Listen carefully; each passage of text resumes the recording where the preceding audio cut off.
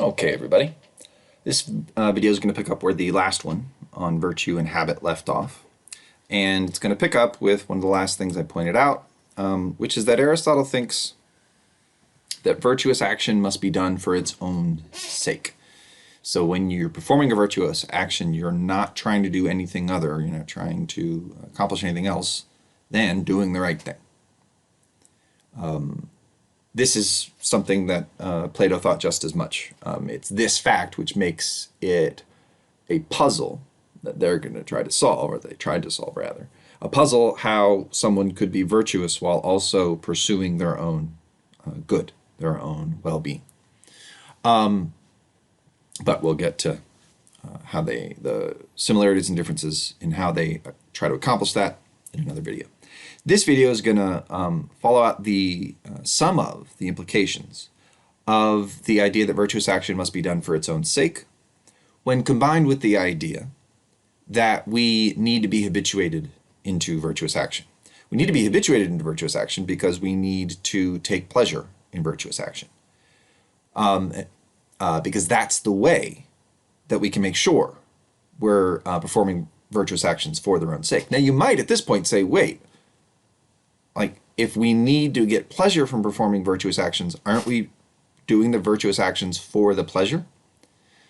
Doesn't that suggest that we're using the virtuous actions as a means to achieve the end of just making ourselves feel good? There's a somewhat famous story about Abraham Lincoln, that Abraham Lincoln was debating with a friend, and Abraham Lincoln was claiming everyone is fundamentally selfish, and then they were in some kind of carriage or something like that, and they were passing along the road someone who was really struggling, like they were carrying something and really struggling with it, and Abraham Lincoln got out and he helped them with what they were doing. And when he got back in the carriage, his friend was like, see, you just did that to help someone else. You weren't being selfish. And Abraham Lincoln said, aha, but I enjoy helping people. So really it all comes back to selfishness. And for as many great things as there are about Abraham Lincoln, if this story is true, then I'm afraid old Abe was guilty of a fairly significant conceptual error. Significant in that it can lead you to adopt some rather peculiar views, like the fact that everyone is fundamentally selfish, so selfishness, there can't be anything wrong with selfishness. And you might think, oh, this is what Plato and Aristotle think, right? They think everybody is pursuing their own well-being, the good life for themselves, so they think everyone's fundamentally selfish too. No. And it's important to see the difference here. And to use the example of Abe Lincoln. So the idea that in this story, and I have no idea whether this is actually true of Abraham Lincoln or whether it's just one of the stories that people tell. Abraham Lincoln, Ben Franklin, and George Washington have all, or characters from American history have all sorts of stories told about them that are very rarely true. It's very common to attribute quotes to Ben Franklin that just Ben Franklin never said or never said anything like it. Gandhi's a bit like this too. People attribute quotes to Gandhi that just like there's no record Gandhi ever said them. But if you say Gandhi said it, everybody's like, ooh. If you say Ben Franklin said it, everybody's like, mm-hmm. So that's how that happens. But let's assume the story's true. Let's assume that Abraham Lincoln thought that he was selfish because he took pleasure in helping others.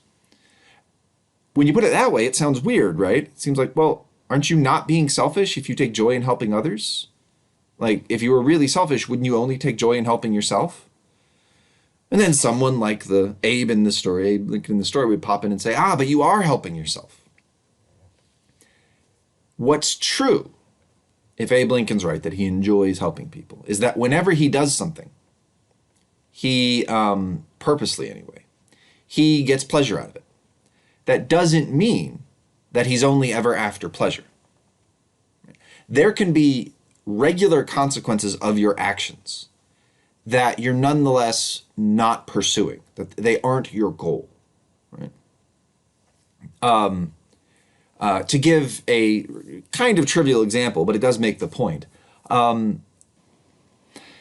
If you live in America, it's very likely you are a descendant of Charlemagne. Why? Because if you live in America, it's very likely you have some European descendants. Even if you don't identify as having European heritage, it's an unfortunate fact that lots and lots of people have a European ancestor somewhere in the last 1 to 200 years. Now, you might be a recent immigrant to the United States, in which case this might not be true of you. But if it's not true of you, then if that particular claim is not true of you, there'll be some other major historical figure like this. So, for example, a shockingly high percentage of people living in Asia are descended from Genghis Khan. It actually doesn't take that long, even under normal conditions, for someone to have a very large percentage of the ancestors in some generation. But people like Charlemagne and Genghis Khan had so many children during their lifetime that it went quicker for them. So in my case, it's very likely I'm a descendant of Charlemagne, along with 90% of the rest of Europe.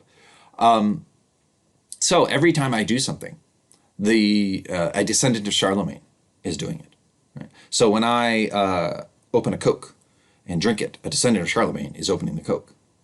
I can know that that's true. I can know that when I open a Coke, a descendant of Charlemagne is going to do something. But like having a descendant of Charlemagne do it is like no part of my goal. Like it's not why I'm doing what I'm doing. I can anticipate it. I can know it's going to be true, and nonetheless, it won't be my goal. Right? So you can have known consequences of your actions that are not part of your goal. So it could be true that whenever you help people, you get pleasure out of it. But that doesn't mean the pleasure is what you're after. And in fact, it's unlikely that it's the pleasure that you're after. Right? Because why do you take pleasure in helping other people if you do? If you don't, well, you're a selfish person. But if you do take pleasure in helping other people, why is that the case? Why would it consistently be true that when you help other people, you get a feeling of pleasure from it? Well, presumably it's because you think it's a good thing to do. Right? Presumably you think it's the right thing to do, it's a good thing to do, it's better that it happens. Right? And it's because you think it's a good thing to do that when you do it, you get pleasure out of it. Right? It's oftentimes like a case of pride, right? You do something that you think is good and you feel proud of yourself, and feeling proud of yourself is a fun feeling. It gives you pleasure. But that means that you have the pleasure because you think it's good to help people. It's not the case that you help people because you get pleasure out of it. You help people because you think it's good to help people. And because you think it's good to help people, you get pleasure out of it. The fact that you get pleasure out of something doesn't mean pleasure was your goal. Because if your only goal was pleasure, you wouldn't be trying to help people. If the only thing you thought was important in life was satisfying your own needs, then you wouldn't think it was a good idea to help people in need, help people who need help, and so you wouldn't get pleasure from it. The fact that you get pleasure from it is actually a way of explaining, and this is what Aristotle, I think, would say, explaining or making clear that you value other people. Right? So Aristotle thinks there's no contradiction between the claim that a good person takes pleasure in doing virtuous actions and the claim that virtuous actions must be done for their own sake. In fact, he thinks it's vital that a virtuous person take pleasure in performing virtuous actions. But it's not a necessary condition of doing virtuous actions. I'll explain what I mean here. Like I said in the earlier video, there's a non-rational part to your soul. In fact, several earlier videos. There's a non-rational part to your soul. You have reason, but you also have the perceptive or sensual part of your soul and the nutritive part of your soul. And you get desires from all these parts of the soul. Your desire to eat comes from the nutritive part of the soul. Your desire to, if you've ever had the desire to like go do something like fun, like ride a roller coaster or get drunk or eat really good food, that's from the sensual part of your soul, right? You are pursuing certain feelings. And then reason has its own desires. Ideally, if your reason's not been like corrupted somehow, your reason will direct you towards the good, toward what is good, what's good for you, what's good for the people, things like that. So you have these non-rational desires. Everyone has them. The idea about habit, Aristotle's idea about habit is because we have, and we'll always have non-rational desires, because we'll always have non-rational parts to our soul because we're fundamentally animals. We're animals who can reason. That sets us apart from other animals, Aristotle thinks, but we'll always remain animals. Because that's true, you need to train those non-rational parts of your soul. But what if they go untrained? Right? So I said before in an earlier video, if you learn bad habits when you're young, you can't be virtuous. That doesn't mean you can't do virtuous actions. Because there are a variety of combinations of states of the different parts of your soul, which lead to a different overall sort of moral categorization for you. And those four states are, right? So change color here because we're onto a new video. States of the soul. So not parts of the soul, states of the soul. So one state of the soul is to be virtuous. Another state of the soul is to be continent. Not as in like you're a large body of land. Another state of the soul is to be incontinent. And then finally, vicious.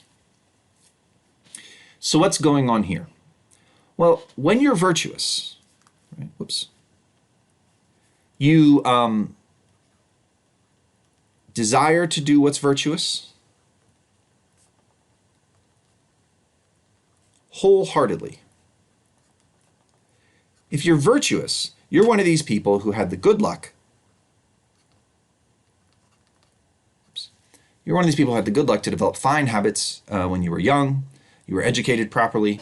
And then as you got older, you came to not just have the well-trained non-rational desires to do what is good and right and just and noble.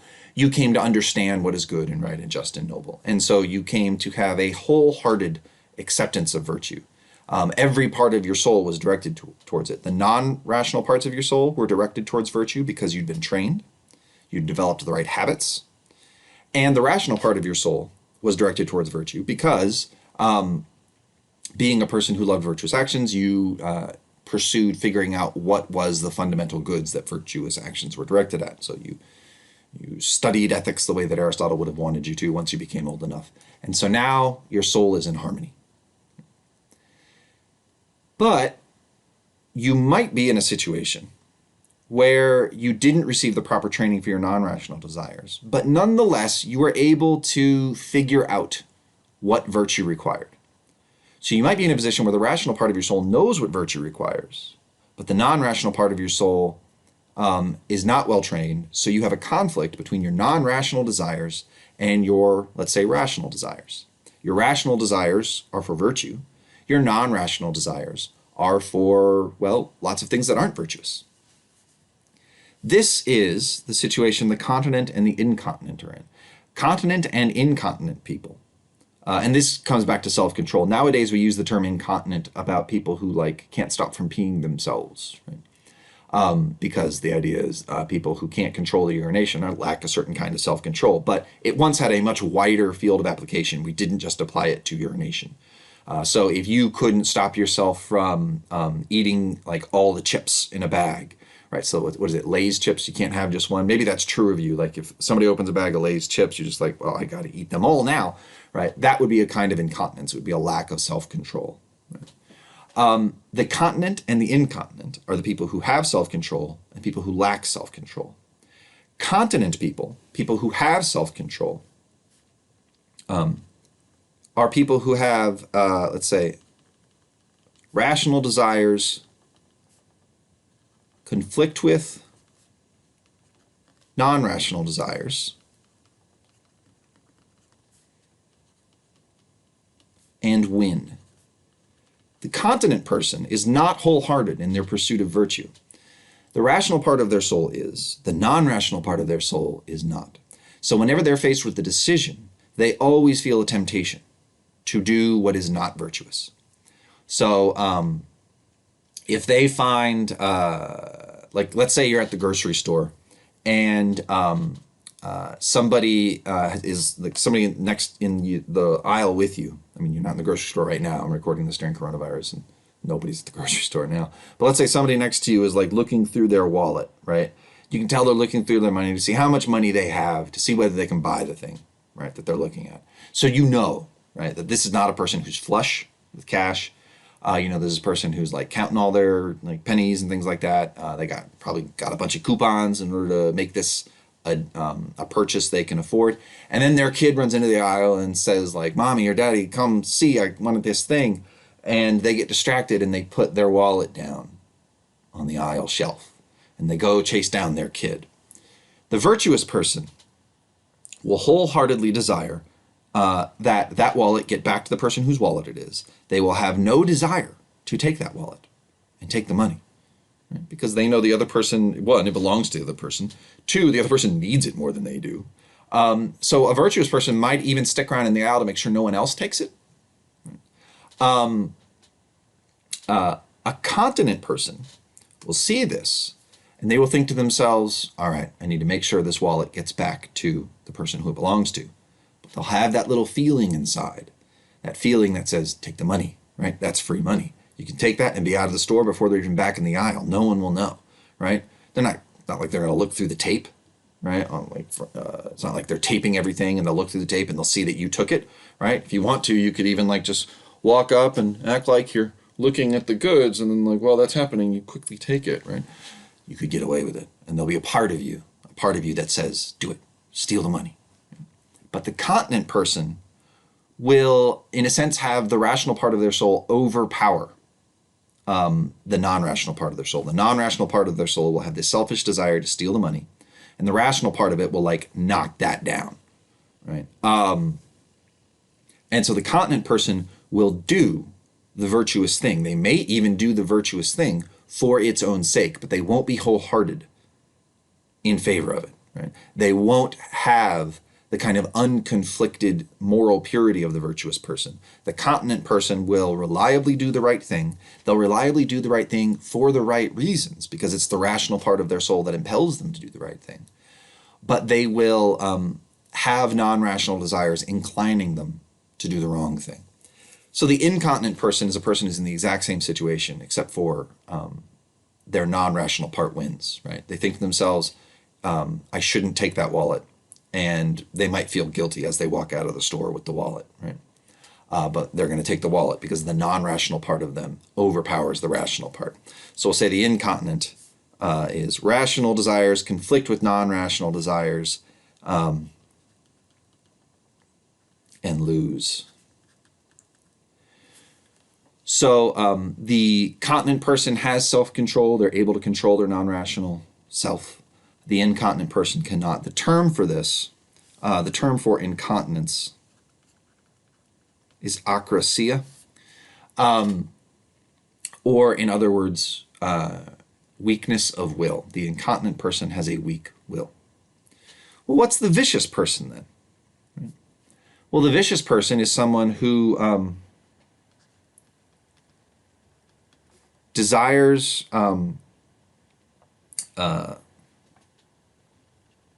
I wrote desire to what's I'm sorry, I didn't write this thing properly up here. So the virtuous person desires to do what is virtuous wholeheartedly. The vicious person desires to do what is vicious wholeheartedly. So this is a person who's unified in the same way the virtuous person is, but they're unified in the direction of wrong action. So think about the person who's brought up really, really poorly. Right? They are trained to be an awful person. And they're trained to be an awful person the same way a good person is trained to be a good person. They're told this is how you should be. So whereas the virtuous person spent their youth being told you should respect others, right? You should return to others what is owed. You should give care to those who are in need. The vicious person is told things like, you should only care about yourself, right? Needing help is weakness, and the weak have no rights against the strong. They should only be dominated. It's their job to serve, right? They've been told things like that. They've been told it so much that now they have a completely warped sense of what is right and what is wrong. The continent and incontinent person are in a sense mixed, right? They have these bad non-rational desires because they didn't develop good habits. But nonetheless, they have absorbed the lessons, the moral lessons that the morally virtuous person has. The vicious person doesn't even have reason directed in the right way. Their reason has been perverted. And so you have these four states of soul. Now I'm going to point something out, something I'm not sure Aristotle was aware of, but which has become a more popular topic nowadays. And that is that it should be possible to have, in addition to virtuousness, or being virtuous, being vicious, and being either continent or incontinent, it should be possible to have another state of the soul, or maybe even another two states of the soul. And those would be cases of conflict, just like continence and incontinence, but cases where your reason has been directed towards vice, but your non-rational desires have not been. The example commonly given of this is Huckleberry Finn, right, from Mark Twain's book, The Adventures of Huckleberry Finn. There's this part of Huckleberry Finn where Huck and Jim, the escaped slave, are on the Mississippi River heading, I believe, south. That's the direction the Mississippi River flows, and they're not in a steamboat that could head north, so like they're heading south. They're heading away from freedom for Jim. I've never been clear on what Jim's plan was. I'm sure it's in the book somewhere, but I don't remember. But anyway, Huck is friendly with Jim. Huck doesn't treat Jim the way other white characters in the book are shown as treating Jim. Now, he says all sorts of terrible, awful things, but these are the terrible, awful things like everybody at the time said. So that's not an excuse for it, but it is an explanation. But Huck's in the following situation. He has absorbed the lessons of the slave society in which he grew up. The rational part of his soul says what he's doing by helping Jim escape is wrong, that he's stealing. He thinks he's a thief. When he thinks about it, when he uses his reason, it comes up with the answer that he is a thief. He is stealing from whoever it is, his aunt or whatever, whoever it is who owned Jim. And at a certain point, he decides, I need to do what's right. And he leaves Jim on some pretense, and he paddles up to some other boat on the river with the intention to do what he believes is right, which is to turn Jim in. But when he gets there, he finds he just can't do it. He can't bring himself to do it, so he tells a quick lie that his family has a disease, and so the guys who are looking for slaves get scared that they've got smallpox, and so they tell Huck to go. Huck thinks to himself that this means he's just a bad boy, so he says, well, I guess I'll just be a bad boy, and he goes on for the rest of the book, never turning Jim in. Huck has developed, at least in this case, with regards to this issue, good non-rational desires. He has rational desires that respect the dignity of all human beings. Or it probably isn't even that sophisticated. He respects Jim enough. He cares about Jim in a way that he's been taught not to. And he thinks this makes him a bad boy. But what we, the readers, know is that Huck has done the right thing against his own better judgment. And so that creates, it seems like, two other categories. You have people who have whose reason is in conflict with their non-rational desires, but their rational desires are directed at vice and their non-rational desires are directed at virtue. And then you can either be someone whose reason wins out, which is what Huck would have been if he had turned Jim in, or you can be someone who suffers from a kind of incontinence that leads to virtuous behavior. Aristotle doesn't consider this, which is odd because it seems like he had all the materials necessary to do so. But it's something to keep in mind. It's sometimes called reverse akrasia, because it's a case where you've inverted the sort of directionality of the desires coming from each part of the soul. Something that Aristotle should have realized was possible because he believes that someone could be habituated into having good non-rational desires. It's like that's exactly what's happened with Huck, not intentionally, but just because Huck has had this dismissive, flippant attitude towards authority figures in his slave society. He doesn't care what they think, for the most part. He just tries to get out from under their authority. And so as a result, his non-rational desires have sort of learned the opposite lessons from what the authority figures wanted. So Aristotle should have realized this was a possibility. Presumably, the thing that gave him trouble was the idea that someone who had like well-trained, even if accidentally well-trained, non-rational desires could still somehow have come to such false conclusions with the rational part of their soul. And we can talk about what that will mean more in another video.